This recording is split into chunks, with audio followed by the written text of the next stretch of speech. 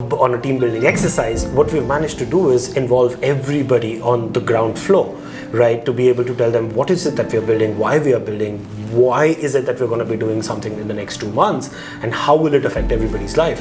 That kind of makes it very easy, for people to plan, ideate, and come up with, quite frankly, good ideas to be able to execute, right?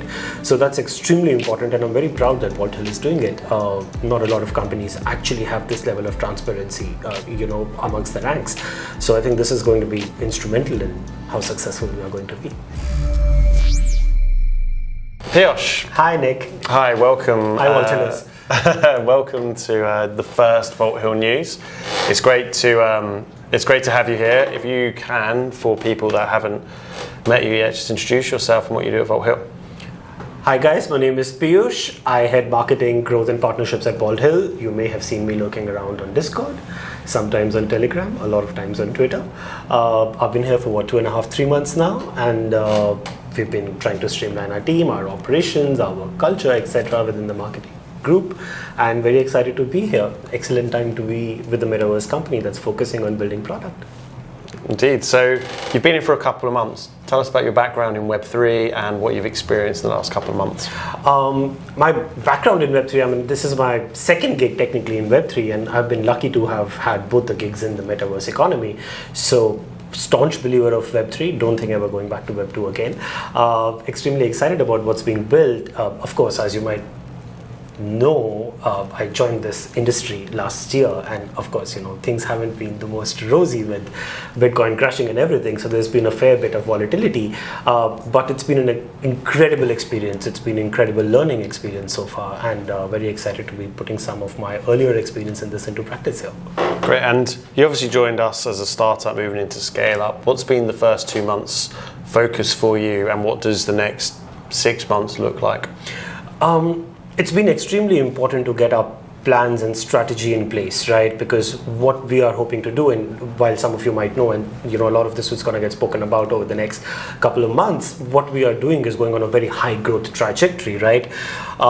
Essentially what that does is you've got to have a solid team to be able to execute these plans, right? So I guess some of the time has gone into figuring out what is it that we are doing right, what is it that we need to course correct on, figuring out the best team that we need to hire to be able to scale, and then as we start delivering on product, to be able to push us into this high growth phase, all from the perspective of partnerships, marketing, customer acquisition, just about all of it. So I think a lot of work has been happening in the background, and I think in the next couple of weeks and months, people will start seeing, and the community will start seeing results of the things that we've been planning in. Yeah, and what were we doing wrong before you joined? Sorry? What were we at Vault Hill doing wrong before you joined? Walt Hill was doing nothing wrong before I joined.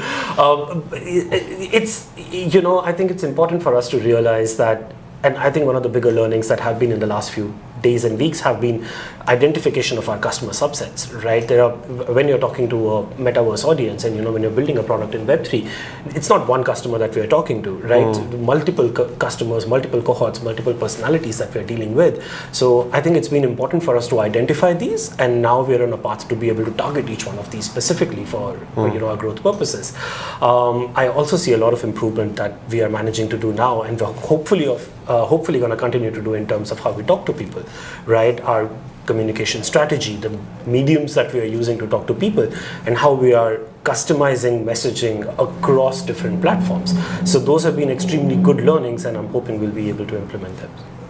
And from a strategy perspective, we've obviously got some very clear objectives as a company. And how have you seen the transition from business strategy and product development? I know you want to talk about the product in a bit, but how have you seen that narrative switch from strategy into marketing and messaging? I think... Can I ask, has it been easier because of Vault Hill's very driven objective as well about being human-centric? I would say yes, and I think one very important thing about what we are building and how we are doing things here is that everybody is an equal participant in the process from day one, right? Unlike a lot of companies, it's not that marketing or growth or partnerships team is finding out in the end, once something has been done, that they need to now find audiences for this product, right? Yep.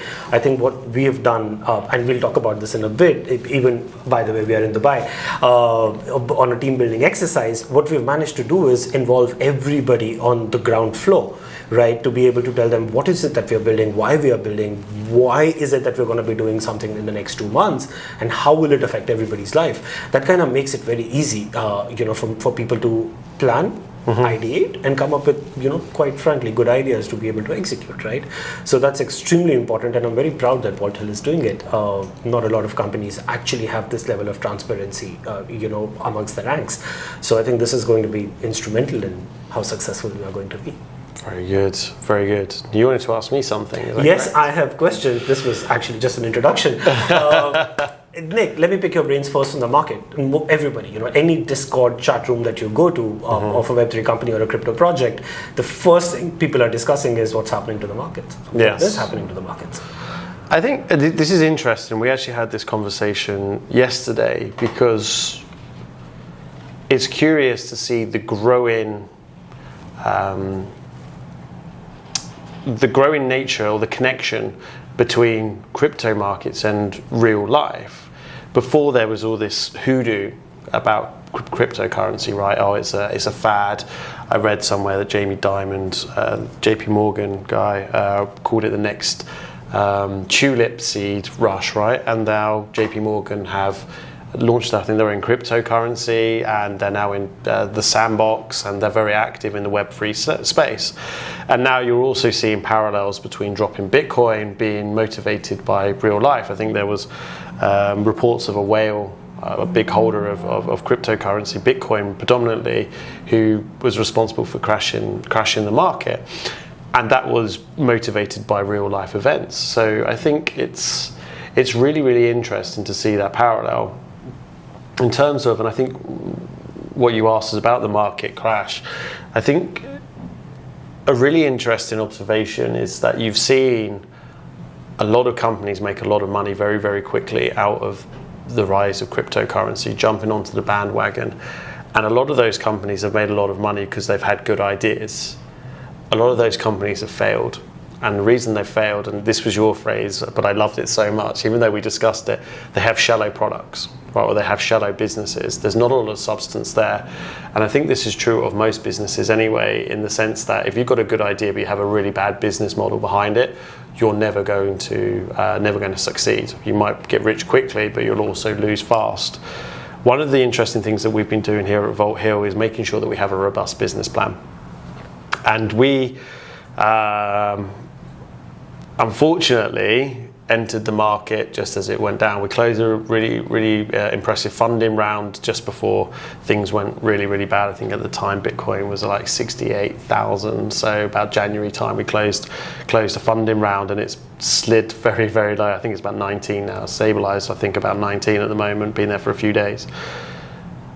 But we have been building a strong product that we have released, and we will continue to do that, because any business that goes into any opportunity and goes, oh, we didn't succeed because of this, or we didn't succeed because of that, I think is one of these shallow businesses. For us, we have always been true to our business model, our business practice, and our values, which is that we want to do something which changes the way Web3 operates. We want to do something that gives back to people.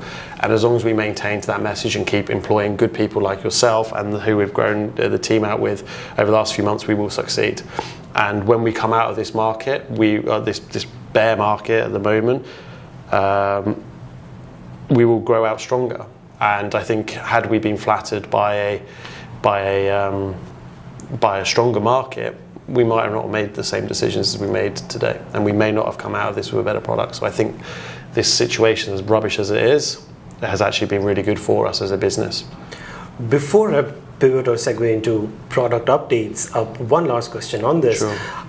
Has the realization, in the last year or so, crypto markets have followed the trends of macroeconomic conditions around the world, right? Has that been a disappointment of any sorts, or has that been a surprise? How do you mean? Bitcoin was always supposed to be independent of traditional markets, right? But it not really proven to be that way. So as somebody who's building in Web3 and in blockchain, has this been a rude shock, or was this always going to happen as more and more people came in? I think not. It would have been nice if Bitcoin would have been super high and we would have hit our financial and revenue targets sooner, right? That I'd be lying if I said, we're happy to wait, right? Because that would be foolish as a business owner and as a leadership team member. I think you'd probably echo that, right?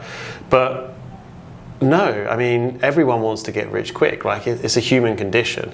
And lots of people will jump on bandwagons very, very quickly. And especially if something's new, shiny out the box, and people get in there quick. And you read all these stories, like some guy in Wales, I think, like lost £100 million worth of Bitcoin on his laptop. And you hear stories like this. You never hear stories about, oh, Dave down the road lost $100 million, right? You always hear like these superhero stories, right?